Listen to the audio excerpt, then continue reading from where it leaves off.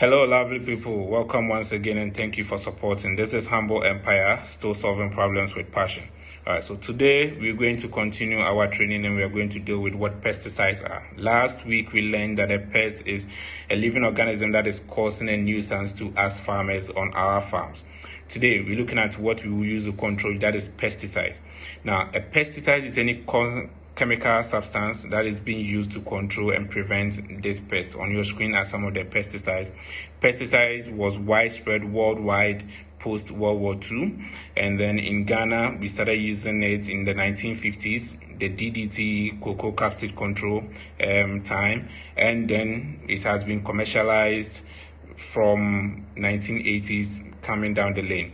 All right, when we look at the types of pesticides, we're talking about two main categories. We look at the target-based category, that is what the chemical is controlling or preventing. So if it's an insect, if it's a weed, that gives it the name. So you can hear something like insecticide, rodenticide, fungicide, herbicides.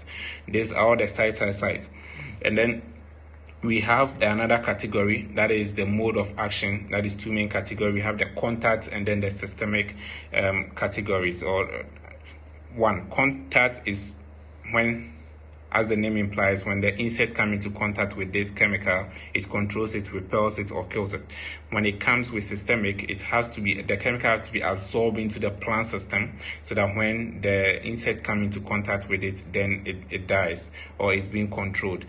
Now, for example, a master has both chemical and has both contact and systemic probabilities because of the active ingredient that is being used. When we talk about samperiphos, it's purely contact based.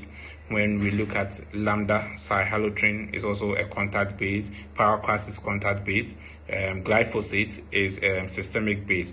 So this is to help you in selecting your chemical or pesticide for control as a farmer, as an agronomist, and then as a seller to educate the farmer on which chemical it's right for him to use. Now, these are three simple questions you need to answer whenever you are going to the shop to buy a chemical or you are making a pesticide program. What do you want to control? That is number one. That's the target pest. What is it? Two, what is the toxicity level?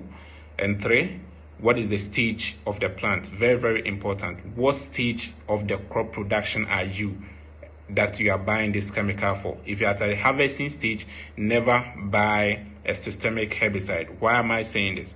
Systemic herbicides tend to have higher pHIs than contact herbicides. So if you are using systemic herbicide during harvesting, then you are going to have more pesticide residue in your produce, which is harmful to all of us, and this is what we're trying to prevent. This is the main goal of this training. All right, so we're going to end here, and then next week we'll look at the safe application of this pesticide. Shalom.